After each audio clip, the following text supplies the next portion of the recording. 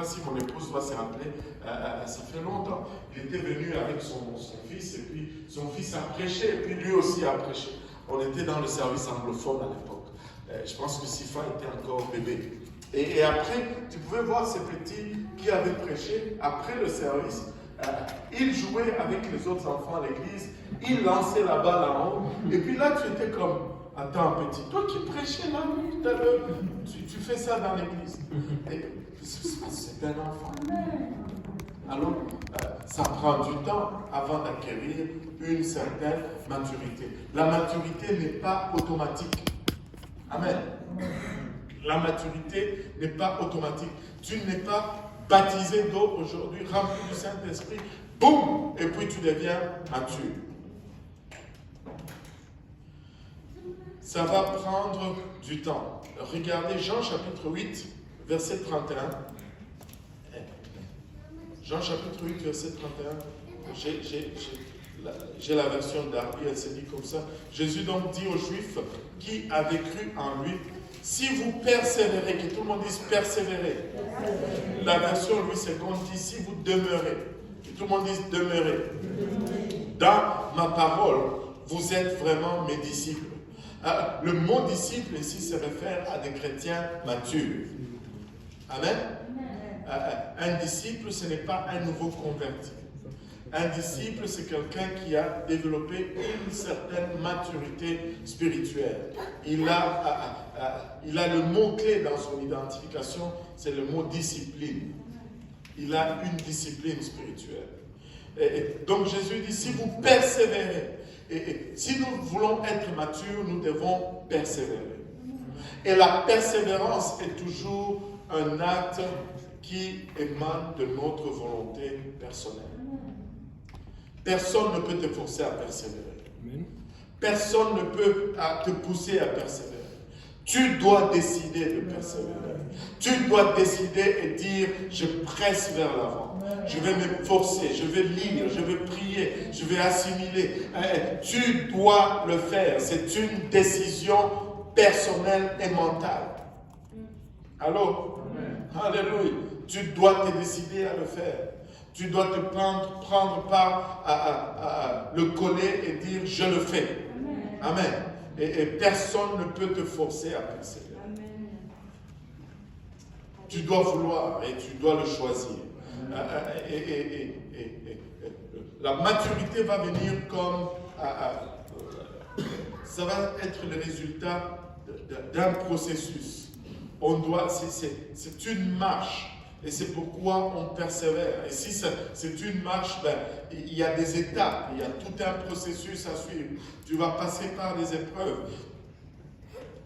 Écoutez, la maturité n'est pas le produit de la facilité. La maturité vient quand on franchit les obstacles difficiles. C'est comme la maturité physique. Si tu veux avoir un corps bien musclé, les biceps, 6-pack, c'est 6-pack. C'est 6 ou 8? C'est 6. Aidez-moi, non? C'est 6-pack. Moi, je suis unicitaire, j'ai juste un pack. Alléluia. La doctrine tout le long. Alléluia. Un pack. Alléluia. Si tu veux avoir 6 packs, ça prend que tu vas au gym, tu soulèves les choses, tu fais des pompes, tu fais des squats, tu fais les abdominaux, et là tu deviens, tu commences à marcher comme ça, tes bras ne touchent plus ton corps. Et ça prend l'exercice. Ça prend l'effort pour que ton corps mature à une certaine force. Mais spirituellement aussi, c'est la même chose. Il y a un processus. Il faut que tu t'exerces. Il faut que tu résistes. Pour que ta spiritualité mature, il faut qu'il y ait une résistance spirituelle dans ta vie. Alors, Alléluia. Et donc, il faut qu'il y ait, c'est un processus. Regardez 2 Pierre 3, verset 18. 2 Pierre 3, verset 18 nous dit ceci. Mais croissez, que tout le monde dise croissez. Croissez ou grandissez. Je n'ai pas dit croissez, comme le corbeau croasse, mais plutôt croissez. Grandir. Pas dire croix, mais grandir. Croissez dans la grâce et dans la connaissance de notre Seigneur et Sauveur Jésus-Christ. À lui soit la gloire maintenant et pour l'éternité. Amen. Un processus, la croissance est un processus.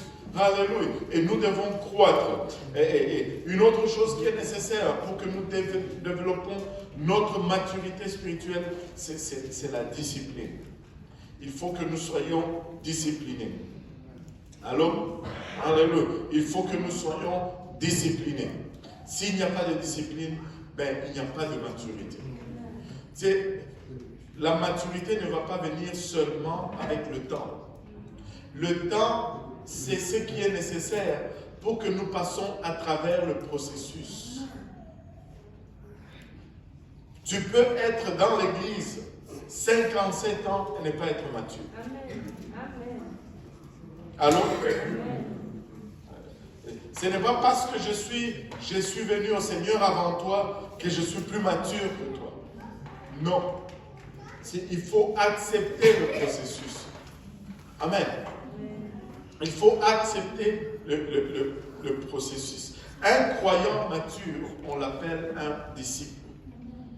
Allô? Et c'est impossible, que tout le monde dise impossible. C'est impossible d'être disciple sans être discipliné. Et la marque, le signe, la Bible nous donne le signe par lequel on va reconnaître un vrai disciple ou un chrétien mature.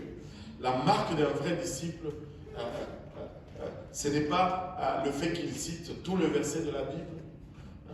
Ce n'est pas le fait qu'il est plus longtemps dans l'église. C'est tout simplement le fait qu'il porte sa croix. Amen.